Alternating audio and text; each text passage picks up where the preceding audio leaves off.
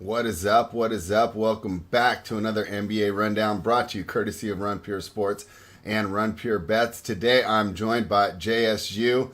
JSU, what have you thought of the NBA season so far?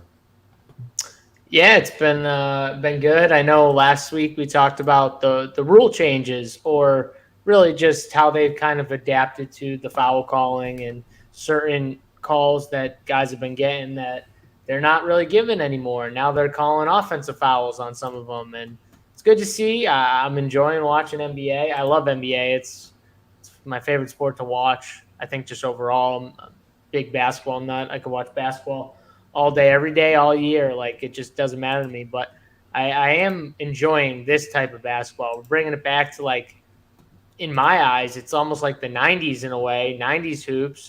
This is where I grew up as a child watching these guys play, and real basketball to me, not like all the flopping that goes on today, which is good though. Now it seems like they're starting to get out. The players are starting to adapt those spread. Have you noticed there's a lot more like hand checking going on? There's a lot more like guys are starting to see what they can get away with on the defensive end now that, they're not calling as much. It's really interesting to see how the NBA combats it. Do they just allow the defense to get a little leg up on the offense after all these years, or do they slowly start to come back to like help the offense? Because you know points are down from all these teams, like generally pretty much. I mean, teams are still scoring, like most teams are still scoring over 100 obviously, but like I just in general it's down from last year. Yeah, well, I think a lot of us watched that FIBA basketball and realized how good the product could be, right? And I think the NBA noticed that too. And I personally haven't seen anyone that doesn't like it better. So I don't really think they have much incentive to change. I also think the games are quicker, right? I mean, I think that's a problem that Major League Baseball has. No one in this day and age has 4.5 hours to just watch one game. I like the quicker pace a lot better. So I'm glad we both agree on that. Let's jump into the card tonight. Let me pull up Bookmaker, and we'll have some injury news. And I think that you guys are going to be pretty busy this evening. Are you doing Final Countdown tonight? I am not on it tonight. We got the Okay. NFL Showdown show right after this, so I'll be in the Discord though. I'll be on the core plays in the Discord. So yeah, we'll Well, be active. We'll be in th- there. this might be a good night to take off. I think there's going to be so Really? much pivoting going. Well, have you heard? So we'll get right into it. Philadelphia at Detroit. Let's see what the line moved to. The line is Philly -5 as of right now, and the reason I'm saying that, JSU, is Isaiah Joe's out, but it's a COVID case. So as the day continues and these guys are getting tested, who knows who else is going to show up on this report, right? Someone in the chat, who was this? Gary. Gary actually beat me in a head-to-head the other night. Congratulations, Gary. He says Philly's going to be super thin. That is true. Right now, I see Harris and Danny Green were already out, and they'll be testing the rest of the guys. Cork And Moss is questionable. yeah, Corkmaz just popped on there questionable too, right? Just like a few Hmm. minutes ago. So Yeah. that's interesting right there. They could be really thin if you know Isaiah Joe didn't really play that many minutes last night, but if someone else pops up on the COVID list, once they retest all these guys, you never know. And then if Korkmaz is out, that's some minutes to dole out there. So should be interesting. Philly's going to be a hot topic for sure from the DFS side. I know that for a fact. Yeah. Either way, so. So yeah, they'll definitely need you in the Discord tonight, because I know you're they're all great at running the projections and figuring these things out, but you're one of the best at pivoting in the last minute as I'm watching the final countdown and everybody's lineups changing with some earth shattering news. So let's go ahead and take a look at this game. Now, they played on the 28th of October in Philadelphia. And I think I was on Detroit in that game and won because it was an 11-point spread and they only won by 8, 110 to 102. Now they're in Detroit, of course, a little bit thinner, and this line is 5. What's your initial thoughts on the side here, JSU? Yeah, so the right now we're looking at what, 5 for Mm-hmm. Philly? Yeah. It's hard to Detroit's one of those teams that I just don't like to put faith in. Man, they look so They look so bad. They look like they're testing things out too. It looks like he's trying to find certain rotations of guys, mixing it up in there, really letting like the younger guys play with a bunch of different guys. We saw Luka Garza get some time. I think this is going to happen throughout the year, where just the coach is going to want to keep mixing it up and trying out different things, trying out different lineups and seeing what kind of works, what doesn't. And we're also going to see one thing which is clear. Cade Cunningham is going to chuck when he's in the game. I mean, the guy has played 2 games. He is not shy at all. Like, he's just – and he don't care if they go in. He is chucking those shots up. I mean, he took first game, he took 8 shots. He was 1 for 8 from the field in 19 minutes. Second game, he was 2 for 14. I watched this game, 0 for 9 from the 3.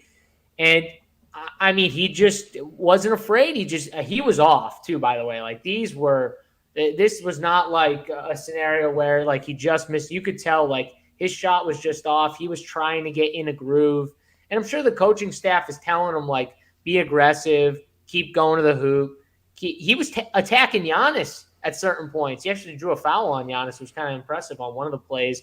But he would get Giannis switched on him somehow, and he went at him 2 or 3 times. So I think that this Detroit team from a betting side is tough to want to back. I think I'm going to lean the Philly side, even though they could be down a bunch of bodies in this game. But you know what? If they have Embiid, I don't care. I like taking the Philly side if I have to pick one side to be on. Yeah, I don't mind backing Detroit when I'm getting double digits. I think it's pretty hard there, down to 5, but we'll wait. I don't have anything on this game right now, and I'm happy to just keep waiting, and I won't be surprised if I don't have anything when it tips. Totals at 208. Spread. What's the news that would like change this spread, like from the Philly side? Just more people being out.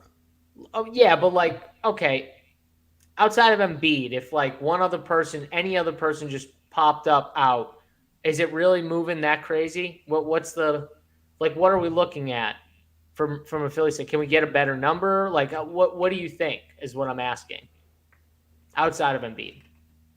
Yeah, I mean, I would just worry that maybe 2 or 3 more guys pop. But if that's the case, they might not be able to field the team. What's the rule? How many bodies? 8. I know is it 8? Mm-hmm. Okay. One other fun piece of info there, and that's got me a little worried, and I don't know exactly what they did with this, but I think it was Tyrese Maxey's 21st birthday last night. So I don't know if the team went out to celebrate, and if Isaiah Joe was around one of them. So what do we do with Cade Cunningham? I've rostered him twice now, JSU, and he's burned me twice with the snowflake and not the fire next to his name. Are you fine staying away from him, or since you know the usage and the shots are there, do you think that he's just going to figure it out pretty soon? He looks pretty good in college. It seemed like he would translate pretty quickly. Yeah, I think he will translate. Clearly, to me, it was just rust. It was just him, and it seemed like he kind of knew it. He was a little frustrated, but he's going to continue to be, it seems like, the guy that he is, which is just, he's going to be aggressive. He's going to come off looking for a shot. If teams are going to leave him open, he's going to take that shot. He's not going to hesitate. And that's what you saw in the last game. He was attacking the hoop at times. He was shooting the 3 ball. They just didn't go in. And I expect him to do the same thing, spread. I don't think that you're going to see anything different. I think you're going to see another upper 20s in minutes. Maybe he gets to 30, but you're going to see double-digit shots. You're going to see him attack the basket. You're going to see him shoot threes and be aggressive. And if they go in, I think you're going to be very happy you rostered him. If they don't go in, you're going to look at that 12 to 18 points, snowflake, and you're going to be like, damn, I rostered Cade Cunningham and he didn't do it again. The good thing, though, about this guy is I think he's going to be one of those guys that's just going to be aggressive throughout the season, and he's not going to care if he misses 5 in a row or if he doesn't. And from a fantasy side, that's the stuff you love, Who are you looking at the Philly side? Just assuming we don't get any more crazy news, and it's just Cork Moss, Harris, and Green out. Does that give you some Georges Niang interest, or should I be looking somewhere else? Yeah, well, he's still cheap, Niang, especially on FanDuel. I know he's cheap. Um, you know, outside of Embiid, though, like Seth Curry, I think is clearly the second guy on this team. Mm-hmm. I would go to him over Maxey. Shake Milton. At some point, you have to think Shake Milton's minutes might go up a little bit. Mm-hmm. Matthias Thybulle, he's not a great fantasy guy, but they like him out there because of his defense. They're already missing Danny Green, and I know Danny Green's old, but he's an okay defender. He's not the shooter, obviously Danny Green is, but he's that long defender that they can put on the like Jeremy Grant tonight. Makes perfect sense, right? Put Thybulle on Grant. They don't have Tobias Harris. So yeah, I would expect him to play a ton of minutes. He's 3.6K. If they're going to run this tight rotation, he kind of makes some sense. So I think there are spots where we can look at these guys. You called Niang, Joel Embiid, obviously, Seth Curry, and Thybulle are actually the four guys that I would kind of put in that boat right now. All right. Sounds like a plan. Let's move on to the next one. The Utah Jazz are -2. They're heading to Atlanta to take on the Hawks. The Jazz took money. This was a pick last night. It was -1 all morning, and now it's -2, which kind of surprised me. The Jazz have a tough injury report. Did you see that RotoWire messed up this morning? No, what happened? They mixed up Rudy Gobert and Rudy Gay, and so they listed Gobert's injury as basically Rudy Gay's injury. So they had sent it all out that he was out for the night, and a bunch of people slammed Atlanta.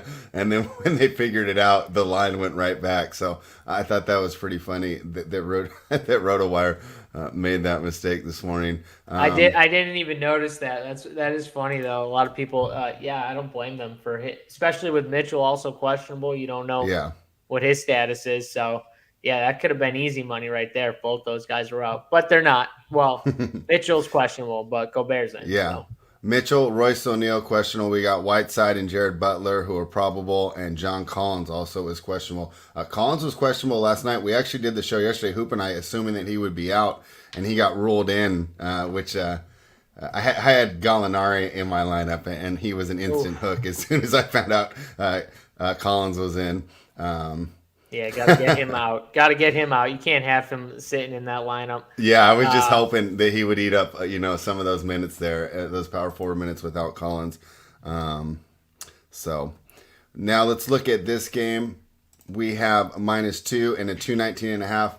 I like the Jazz, man.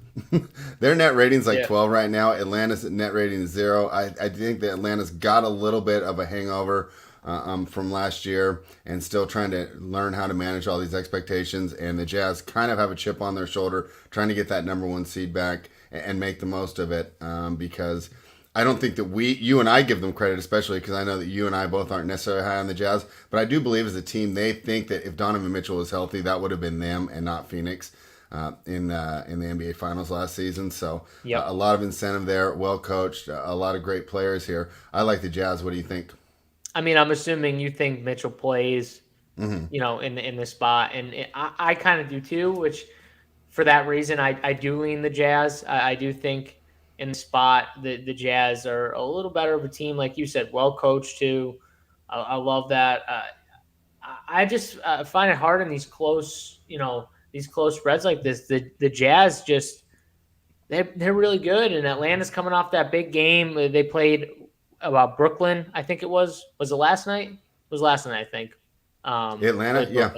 Yeah, so they're coming off that game. I expect Utah to win this game here. I'm probably going to make this bet too after the show. All right, yeah. So we both like the Jazz there. I'm staying away from totals right now, JSU, until everything kind of settles in with the rule changes. Because it's like, okay, well, you want to hammer unders, but like you said, I do think there's a possibility that there's a bit of a correction, right? That maybe they. I think we're going to see it at some point. I don't want to see it, but I think we're going to see it at least like all the hand checking that's going on. At some point, we're going to start to see them crack down big time on all that the hand checking and some of the grabbing that's going on. Like there's some guys getting away with a lot of stuff that they would have never got away with last year because right when they did that, you would have seen a player flail their head or their arm, and now they're warning people not to flop like that. They're pretty much telling you like we'll call an offensive foul, we'll call a technical foul. Well, I can't remember what game was I watching where they called a foul on the team, so the player got a shot, but they also called it was Semi Ojeleye. They called a flop on Semi Ojeleye, so they gave him a technical. They went to the monitor, reviewed it, gave him a technical, let the team go and shoot a free throw, and then Semi got 2 shots for his actual foul on the other side. And I'm like, man, I like that type of stuff. Get rid of the flopping. But we saw a lot of people doing that crap all the time when players would just like put their hands on them and then all of a sudden they flail their arms up. Now we're not seeing it as much. I think we start to see a slow correction where it's like, okay, we're not going to allow you to just like grab a guy. You know what I mean? We're not going to allow you to just like constantly check them, but they still will crack down on the flopping. The flopping is where we'll see them stick to, I think. A quick aside before we get on. Do you know who's not affected by these rule changes at all? Your guy, Jimmy Butler, right? Yeah, no. He's just thriving in this new environment. Yeah, he plays. Jimmy Butler, he wanted to play in the 80s and 90s. Jimmy Butler could slide in the 80s and 90s, and he was made for that type of basketball. This is the type of basketball where Jimmy Butler thrives in. All right, he's not hardened. He doesn't need all those quirky little fouls and all the flopping and head throwing, flailing that he does. Jimmy Butler's legit, and that he likes to play with contact. You know what I mean? That's how he thrives. You hit him, he's gonna hit you back. You know what I mean? That's how he plays. And we'll get on to Jimmy Butler in a sec. I probably could have segued that a little smoother. Real quick on Utah, Atlanta. Assuming that we don't get any crazy injury news, who are you looking at now from this game? We have a 219 total, right? Highest on the board, so maybe some interest here. Or are these teams too just balanced? I think it's kind of balanced here with these teams. From a fantasy aspect, I think a lot of these guys are well priced spread. I'm not really interested in a ton of plays from this game for DFS unless we start to see an injury. If somehow Donovan Mitchell gets ruled out, well, then we're going to see people flock to the Mike Conleys, the Bojan Bogdanoviches, maybe Joe Ingles, Jordan Clark. We'll start to see those guys start to be talked up a little more. But unless we see an injury, Utah is kind of a team that, for the most part, I like to stay away from. And Atlanta, man, you want to talk about a deep team with a lot of guys that can get some decent minutes. I mean, they got Cam Reddish, Kevin Huerter. Think of how good Kevin Huerter was last year in the playoffs for them, how big he was at certain points in the playoffs. He comes off the bench spread. Comes off the bench, gives them like 20, 24 minutes a game. He's a solid player, and I get why he comes off the bench, but I'm just saying, they got him, Cam Reddish coming off the bench, Gallinari, he's off the bench. This is a deep roster here, and they're not pushing their guys a ton, maybe outside of Trey with the minutes. And that's one thing that we don't love for DFS. We want our guys to be out there. We want them to play big minutes, especially in a close game. We don't want to get like 30 or 31 minutes, in a close game. And that's what like Bogdanovich will give you. But we want other teams where, hey, listen, if Houston keeps this game close, Jalen Green is going to play 37 minutes. That's what we want. And in reality, you're like, 6 minutes. 6 minutes is a huge difference. Guys being on the floor, 6 minutes of chance of production. So we want more chances for production. We want guys that are going to be on the floor more.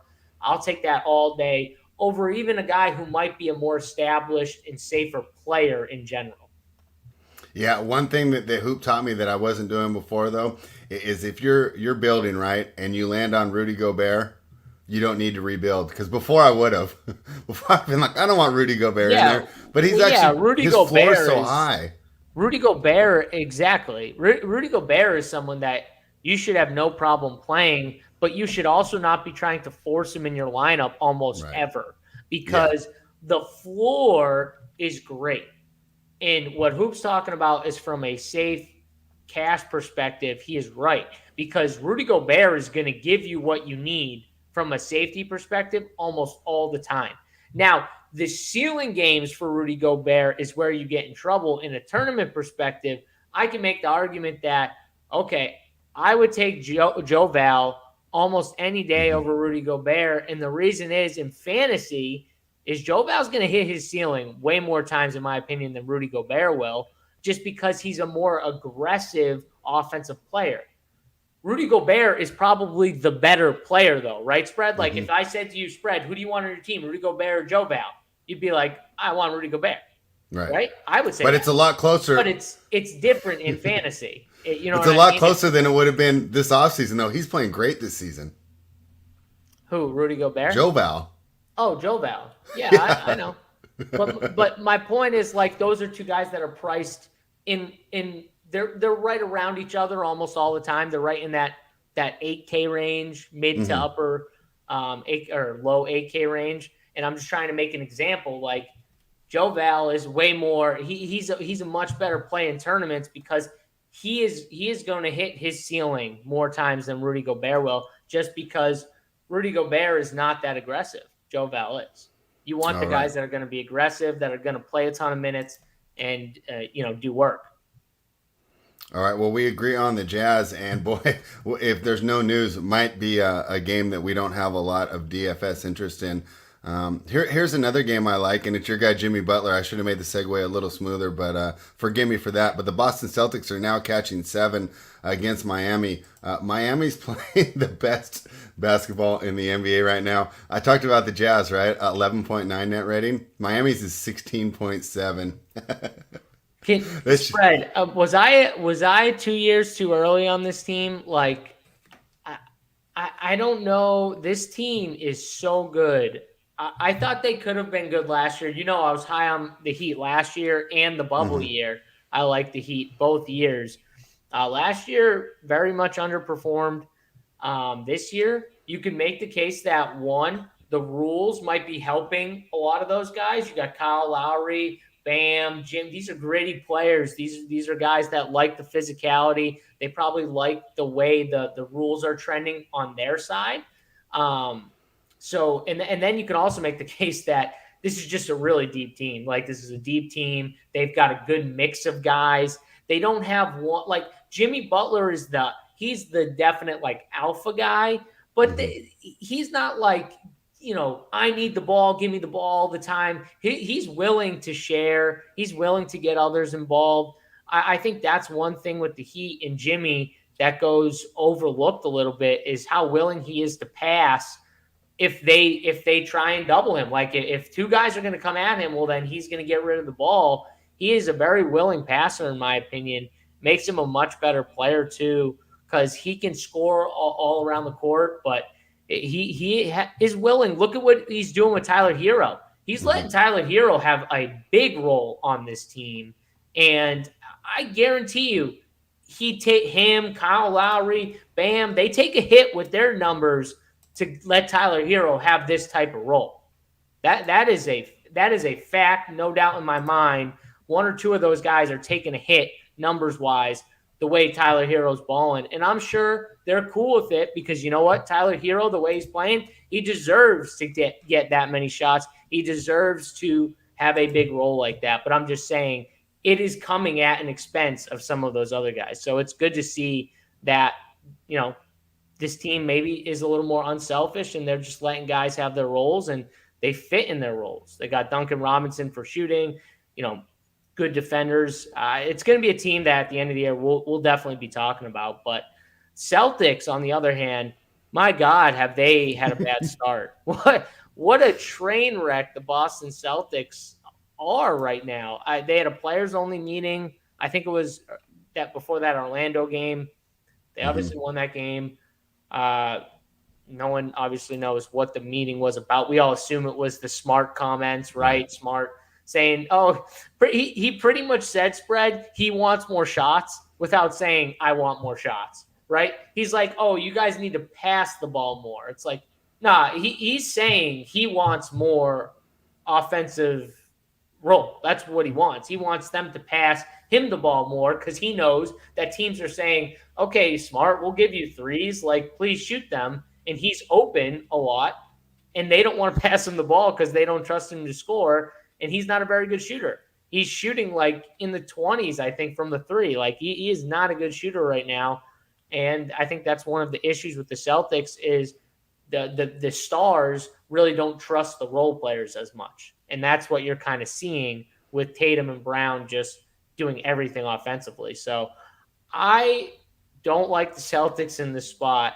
I know 7 is a nice number, and the Celtics are a better team. That like the Celtics, I should bet the Celtics here, but I'm going to lean the Heat because I just don't trust the chemistry right now on that team. Should they cover? Yes. Don't trust it, spread.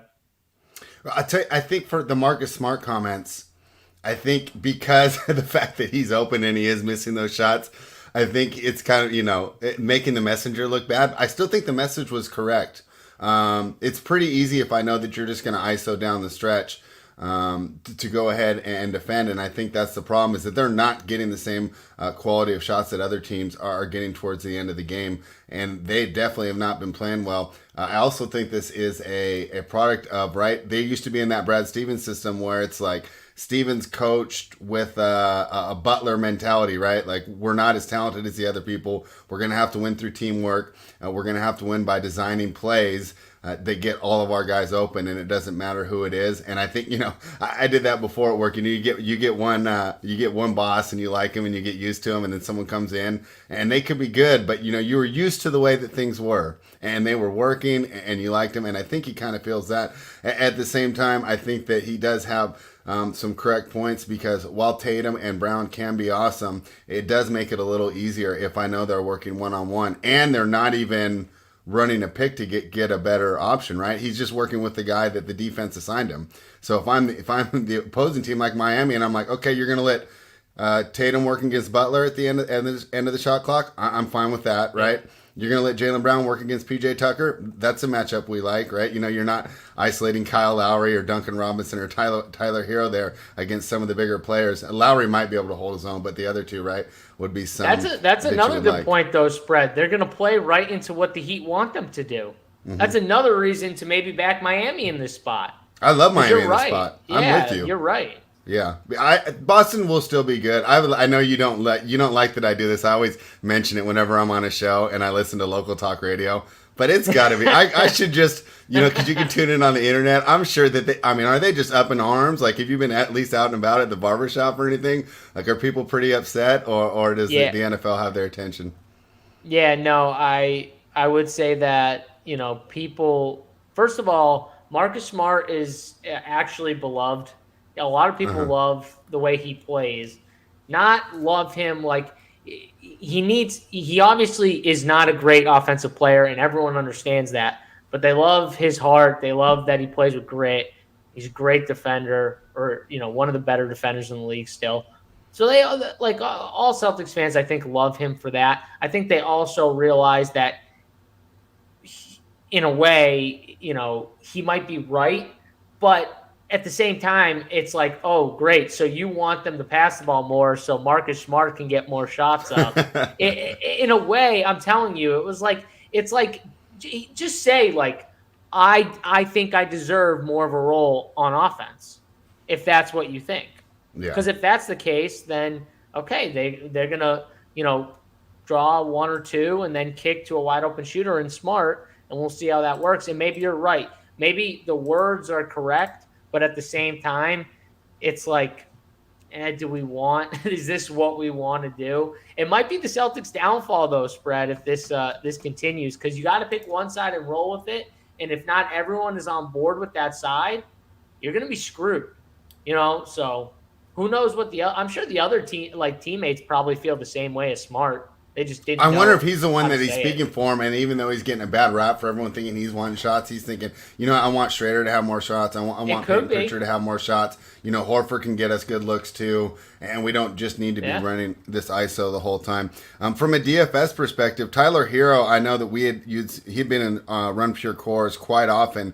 He's up to 6,700. Robert Williams was someone that we were high on with Horford out, but we do expect Horford to play. Horford's actually done pretty well even when Robert Williams is in there. And then, of course, on the Miami side, like Jimmy Butler, even at 90, what is he at today? 9,600 on DK. I mean, he's hitting all three, points, rebounds, assists, even getting some stocks in there. Are you going to put some players into your core from here?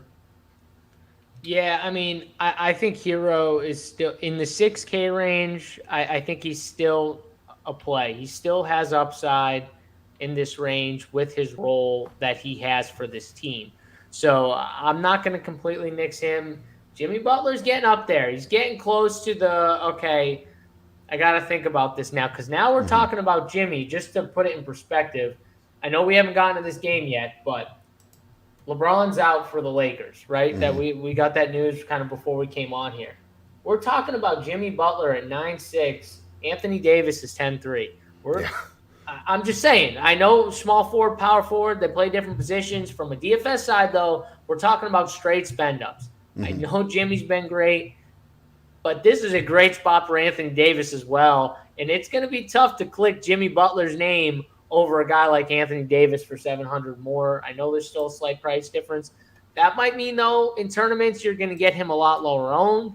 And maybe for tournaments, it makes a lot of sense. But he's starting to get expensive. Kyle Lowry is back. He seems to be a little more healthy for this team now the last couple games. So that's another guy that he's got to contend with for shots and playmaking duties and stuff like that. This is another game where I might just want to stay away from it. Wow. I think this game, it's one really good team against a team that should be better, that it's underachieving for what it should be. They have too much talent to be what they are right now, but it's just reality what they are. And I think, like you said, the way they're playing right now, the style, it plays right into Miami's hands so well. It just seems like a spot where Miami beats up on them. Yeah, I love Miami here. I think that's a great play, even at 7. Of course, it dipped to 6 real quick as the Celtics took money, and people were wondering if that's news. And I said, no, I think the Celtics are just a popular play. Like, +7, you get Jason Tatum, Jaylen Brown, right? This could be a potential playoff matchup, right? So the number did seem long until you see how badly and thoroughly that the Heat have been beating people. And I do think that there was a little bit of, I think they had a lot of swag last year, and then I think they got humbled a bit by the Bucks, right? So now it's like, I think they're trying to make a statement like, we are back. Like, everyone talked about Brooklyn and Milwaukee, coming out of the East, right? Those are nobody really talked about Miami. And I think that they're saying, hey guys, all you talking heads, myself included, you messed up and leaving us out, and they're trying to prove a statement. And I've got that message, Miami. So I'm on the Miami Heat tonight, staying away from the total of 214. The Houston Rockets. One thing real quick, spread. Jimmy Butler, the past 2 games, 10 for 11, 15 to 17 from the free throw line. That is, he is being really great. Now, he's only taken 11 and 12 field goal attempts, but man, when he plays like that's what you want out of Jimmy Butler. Getting to the free throw line. You don't want him chucking deep shots and stuff like that. He is being aggressive right now. He's attacking. That's the way you want Jimmy Butler to play. He knows it too. Like, in the way their team is constructed with Lowry, Hero, Duncan Robinson, PJ Tucker in the corner, like, he can attack, and if they just collapse on him, he's kicking out to those shooters. It's a tough team to stop.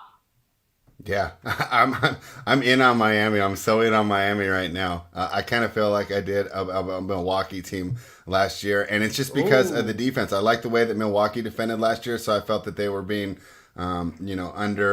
valued, so to speak, just because I think everyone was looking at the offensive end and not the defense. And I think that this is another case with Miami, and these rule changes help them out of anyone. One thing they were saying is, like on the Harden, they were saying if he actually tried to make the shots and don't just throw your arms up, they'll give you the call. If you're actually just trying to play basketball like you would at the park, right? Because a lot of those because he's shooting his natural shot, right, yeah. Spread, and that's what they're looking for. They're looking for guys to shoot your natural shot, and if you get fouled, they're going to call it. Yeah. But they don't want guys shooting an unnatural shot. They're not going to call those. So that's what they're trying to get guys out to stop doing. And Butler never did that, so there's no adjustment for him at all. He always played basketball the way that you and I would play. Because if I went out there and every single time you touched my hand, I tried to call a foul on you, you just wouldn't invite me to the court next time. You'd be like, I want to play with him. So I love what's going on with the officiating. I'm glad that Miami has been able to take advantage of it. The Houston Rockets are catching 10.5 to the Phoenix Suns. The Phoenix Suns, another team like Boston, I think a little bit of turmoil here. And I think this comes from, well, of course, the allegations that we all saw on ESPN this morning. But I think a bigger deal is the extension of DeAndre Ayton and the fact that they didn't give that to him. And I don't know if you were on the show when I said it, but if you drafted this guy number one and he's giving you 18-8 and playing the defense that he's playing, like what did you expect? Like how are you not extending him? This is a center and a guards league, right? I mean, if you wanted the 27, you had to pick a guard. You should have taken Luka. You should have taken Trey, right? Because this is not a centers league anymore. And of course, he's on the injury report now. And my thinking is he's saying, why am I giving my all for a franchise who's not committed to me, right? Because if I have any little tick, I'm going to be on the market next season, right? I don't have that security that every other player got, right? Because they extended Bridges, they extended Campaign, I think. I mean, they extended every other player on the team. Yeah, they gave a nice chunk to Bridges too, right? Yeah. And he deserved it too, but I'm just saying, I think that's caused. I think there's some internal strife there, especially for a player who we thought was very key to their ability to make the finals last season. Now, what's CP3's contract? Because I wonder, because CP3, in my opinion, he likes to play with the traditional big. He likes to play with that guy he can throw it up to. I wonder, does he have a couple more years left? I think he has one more year after this season. Interesting. Maybe they're thinking it's not a centers league and they don't want to extend him for that reason. And CP3 is going to be gone after a year probably. And maybe they just don't want to. That's crazy to me. I think Ayton's going to get a ton of money. If they don't pay him, someone else will. He plays great. Like you said, he plays strong defense. He can get you. He could get you 20 and 10 nightly. He could average that, especially on not like a Suns team, like a team that's like middle tier, where he is Charlotte. The second guy. I mean, put him on Charlotte. Any of those teams, he could give you 20 and 10 for sure. So that's why I actually like the Rockets here. If you watch me and Tyler, you know that we both love their draft. The Turkish guy hasn't done a lot yet, but I still think he will develop. You can see it out there. He's going to get there. He's going to be at least a contributor here in the NBA. And, of course, Jalen Green's been fantastic. This team can score from anywhere on anyone. They just can't defend. I like a high-paced game here. If there's any game that I'd be tempted to jump on the total, I would go over here. But I like the Rockets catching 10.5. I just think it's a shootout, and I think that they can keep pace. Even though they've been losing, everything you hear coming out of that team is what you'd want to hear to continue backing them. They seem to be encouraged by their performance. They're not getting down on themselves. They covered against the Lakers 2 or 3 nights ago, right? And that was a miracle cover because they were down by 24. But I like the fact that they didn't give up. They come back and they get the cover, and it was almost funny because it almost seemed like they were aware of the point spread the way they played that game. But then they almost won straight up on Sunday night, so I was pretty excited about that. Now they play a Phoenix team who I don't believe is fully on board and still kind of getting things together. So I'll grab the points here. What do you think of that pick? Yeah, I liked it. If you watch the Pels game against the Suns just recently, first game without Ayton, you'll see they played down to their competition. Mm-hmm. And then all of a sudden at the end of the game, CP3 is like, maybe I'll turn it on a bit and just let this team know that I'm still Chris Paul and I'll win the game for our team in the end. That game though, it was a rough game to watch. They were getting booed by their own crowd in the first half. That's how bad it was for Phoenix. And Phoenix isn't a rough town like Boston. No, that is not common. I mean, it was an ugly first half though. They deserve to get booed. And I don't like that really when fans boo, but like that's how bad it was. And they were playing their old coach, Willie Green, little things, but at the same time it just looked like they didn't even want to be there in the first half. Devin Booker had a really bad game until the very end where he hit some clutch shots. But honestly, Herbert Jones had a lot to do with it. I thought Herbert Jones in the first half played a lot of defense, then got concussed by his own friggin' teammate and had to leave the game. That's really what happened. He was their best defender, in my opinion, the Pels' best defender, and he was making it tough on Devin Booker every single time he got the ball. But for this game, I like the points here because from what I saw the last game, I just think the Phoenix Suns, they're going to, right now, like you said, they're not on board. They're going to play down to some of that competition. Give me a Rockets team that's at least going to fight. Like you said, they're not going to give up. I'll take the points with that. All right. And then let's assume that Ayton's out. And I heard you talking about this on the Final Countdown. I don't know if it was yesterday or the day before. But we all jammed JaVale McGee into the lineup, right? Yep. And then Kaminsky ate into his minutes. Let's say a possibility. How do we approach that, right? I got McGee at 39, Kaminsky at 35, or is this just not like worth the value anymore? No, I think both guys. I think what you saw is about what you're going to get. I think JaVale McGee, for everything he does good, he has too many lapses on offense and defense at time. He makes some plays where you just go, whoa, that was amazing. And then he makes other plays where you're like, what is he doing on the floor right now? Like, I don't get it. He makes some real head scratchers. What we saw, though, in that game that I didn't see was that Frank Kaminsky actually affected JaVale on the defensive end better than JaVale McGee did. Right. That was the shocker to me. He was getting into him. He was forcing JaVale into some mistakes. And then he was extending him on the offensive when they were on offense. He was forcing him to come out and guard the 3-point shot, obviously, because Kaminsky can play a little outside.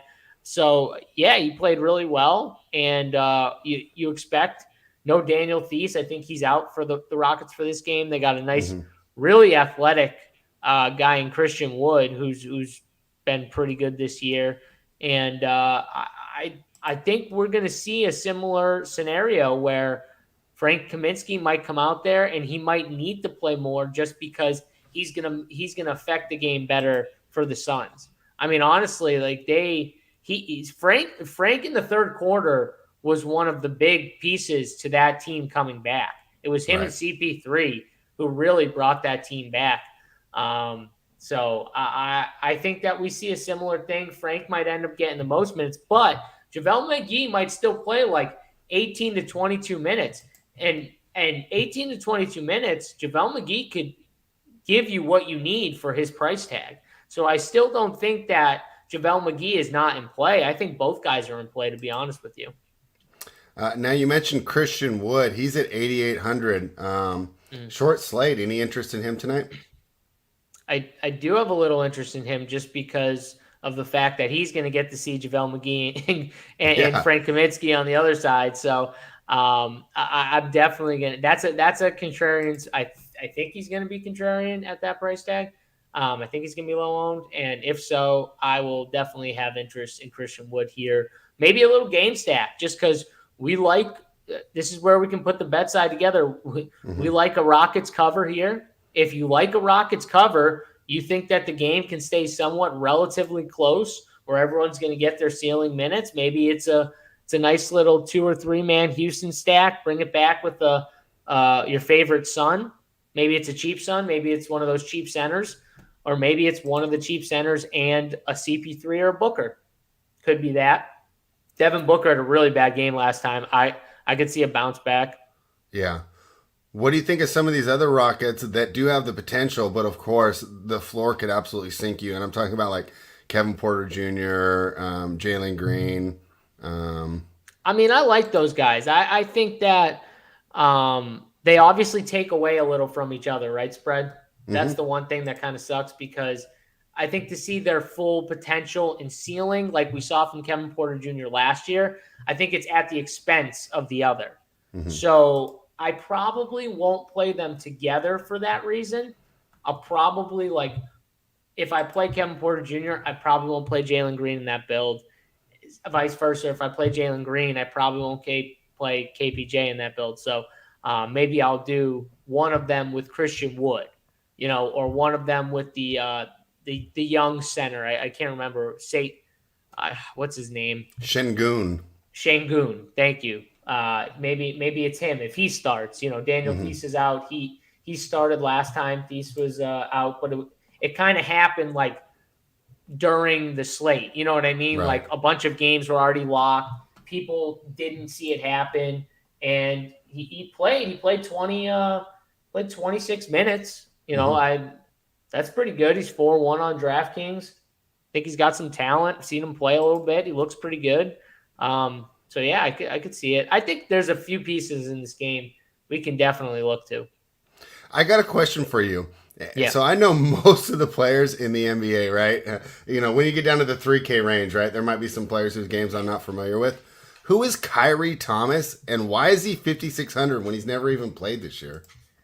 So Kyrie Thomas last year played for the Houston Rockets at the very end of the year. Remember when they were just down everybody? Yeah. Like they literally were trying to field the team, and like all their guys were holding out everyone. And for some reason, DraftKings, they waived him. Like he's not even on the team, I don't think. I think he's gone. Oh yeah, because he's never played it all this year. But he's 5,600, and I'm like, I don't think I've ever seen this guy. But they kept him at this price tag spread like all year. I think even like the first game of the year, he was this price tag, and I'm like, what the heck? Why is this guy even like? Should be 3K. He shouldn't even be in the player pool. He's not even on the team anymore. But yeah, I'm wondering if like the guys at DraftKings are just having a laugh at our expense, right? Making us all look him up, or could be. Well played to whatever DraftKings programmer did that. And the Philadelphia game just went off the board. So if somebody has some news from that, I don't have Twitter up right now. Who's the unlucky soul? Let's we'll knock out this last game, and then hopefully someone from the chat can lead us to what just happened. Spread. This is going to happen all year, huh? It's going to happen all year. Yeah, I mean, Mitson's out for a while, right? Well, it's interesting too. Like you get the full week. Like for some of these guys, they're getting popped and they're out like indefinitely for like a week, and it changes so much of the team while that guy is out. Like these are good players that are going out for these teams, and it's just normally in DFS in normal years before the COVID stuff happened, we'd be used to seeing like scenarios like this once in a while. You know what I mean? Where one guy gets held out for a rest, or this guy he's got a little banged up his knee, so we're going to see it. When you get a week, you give the sites time to kind of price adjust depending on what we see. And it's kind of interesting as we go to see how they like price adjust for the players that get clear bumps and stuff like that. And sometimes they wait a little bit. Sometimes they're like on point right away. It's just interesting to see. It changes though the DFS game a ton, in my opinion. It's just what we've had to play with, obviously, the last 2 years. That's what we'll have to play with probably for another 2 years, but hopefully we can get back to some sort of change at some point in the next few years, I hope. Yeah, and some of them are just safety protocols, right? Do you remember like last year, I think it was like Donovan Mitchell had it, and he put out like an Instagram video like, hey guys, I'm fine. We're just doing this to be safe, but everybody be safe, and said the right message. Doc Rivers said, hey, Tobias Harris is not fine. Yeah, even though he got the vaccine and everything, they said he's got really bad symptoms and he's not in a good place right now. Is that what it is? I didn't even know that. Yeah, so I didn't hear that.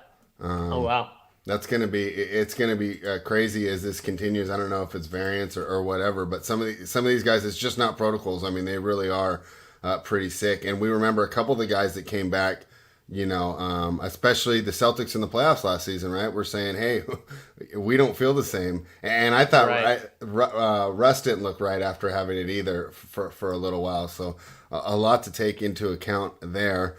We have another 10.5 point spread to end up this slate. It's the Oklahoma City Thunder. They're catching 10.5. This is all the way out to 14 at one point this morning at JSU, but then the LeBron news moved it to 3.5. I don't know if he's worth that.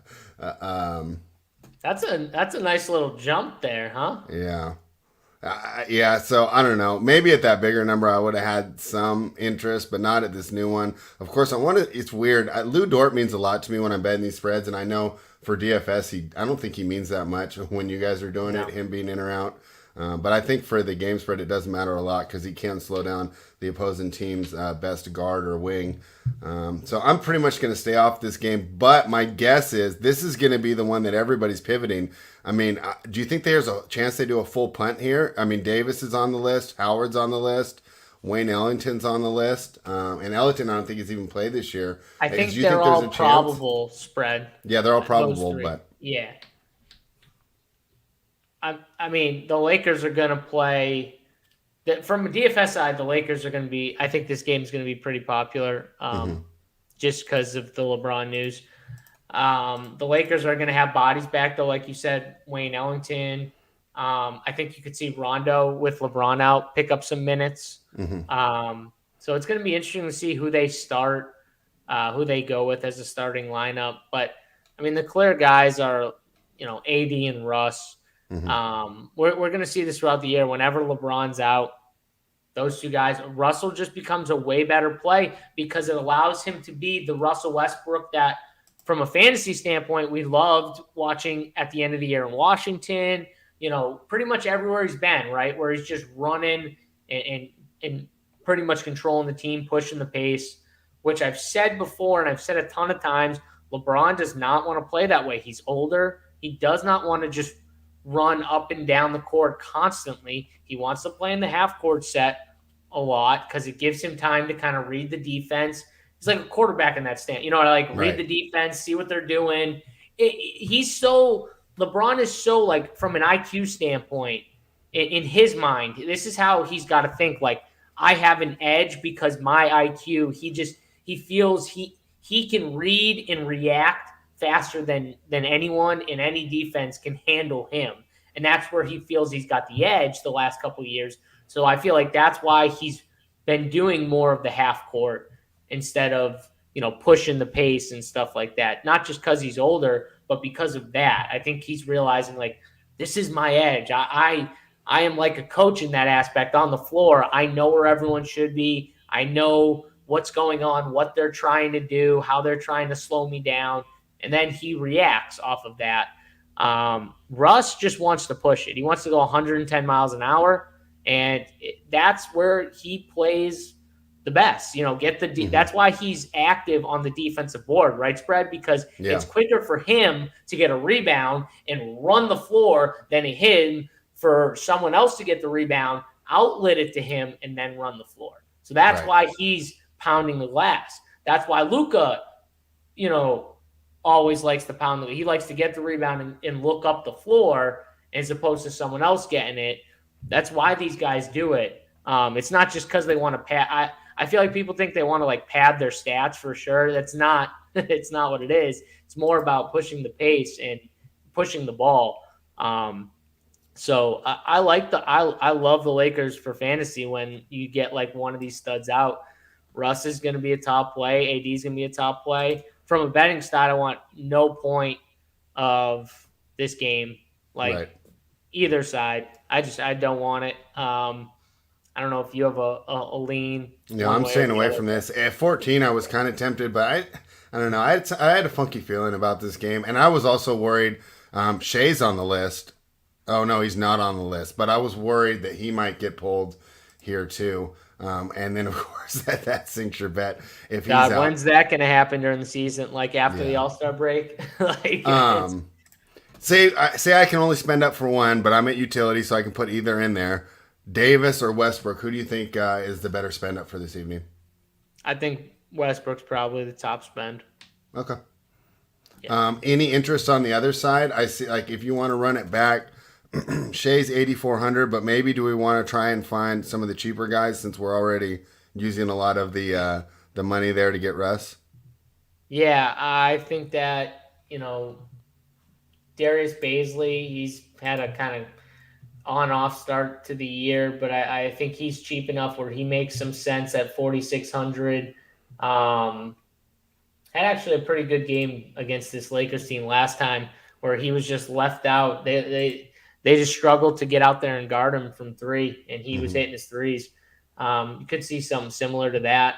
Josh Giddy has played really well. I really like his fantasy. I really like his fantasy outlook, like as a player. I think he could be someone that eventually goes into like a really good just playmaker in general who is a raw scorer, but at times shows you that he can score in the league. I think the consistency is where he's going to struggle from a scoring aspect.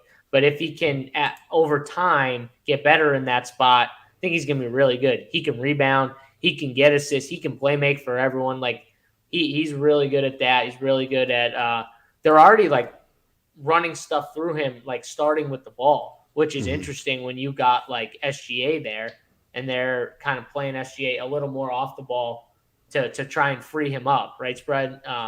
So it's interesting what they're doing with Giddy. I kind of like it in ways because I kind of like seeing SGA kind of try and get freed up a little more for a little more like open looks. And Giddy can do that. He's got that in him. So we'll see. I do think he's in play, though. Not much else I love. Like, it's like SGA, Giddy, and Baisley. And then after that, I think it's just everyone else is not in play for me. I even if Lou Dort were to play, I hate Lou Dort's game. Like for real life basketball, I'm fine with it. But from a fantasy side, I hate it. Like, it's just not what I'm looking for. So, yeah, I'm off the rest of this team. Too many bodies. All right. Let's do a little, basically just a little four-man core for the people to get started with. But remember, this is not the official core. For the official core, you need to head over to runpuresports.com. Use the promo code GETBETS. That'll allow you access to all my plays as well. And you will get the official course after all this news comes out. But right now, we're just doing some early speculation. This kind of gives you guys, allows you guys, especially people like me that have just been betting mainly for the last 10 years and are trying to jump into this, of a way that you can start a team. JSU, who would be just a couple guys that they could start a team with tonight? Yeah, so I'm gonna actually go to this. I really like the Houston Phoenix game. Okay. So that's one game I'm gonna target. We got a small slate here.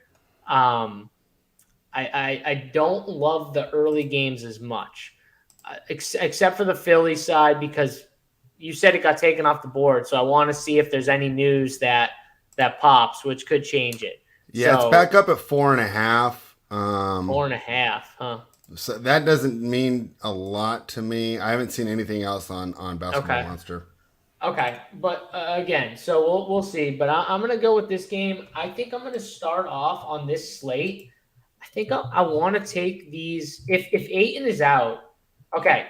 So this core is obviously predicated off of Ayton being out, but I want to play both bigs from Phoenix, McGee and Kaminsky, and I'm going to combo that with Wood and Kevin Porter Jr.